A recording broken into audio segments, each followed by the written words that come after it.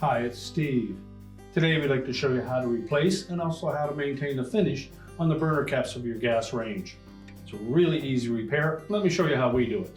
Now before we replace the burner caps, the first thing we want to do is make sure that the surface is cool to touch. So allow the range to cool off, make sure that the grates are cool to the touch, then remove the appropriate grate, and then we can change out that burner cap.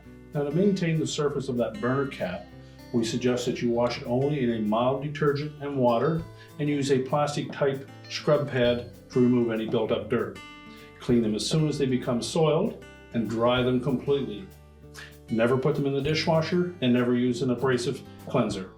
If you clean them regularly, they'll last you for many years. So now that the grates are cool to touch, we're going to lift those off, set it aside, remove the old burner cap, and discard it.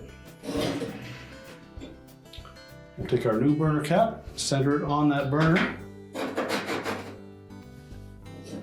We'll carefully place that grate back in position.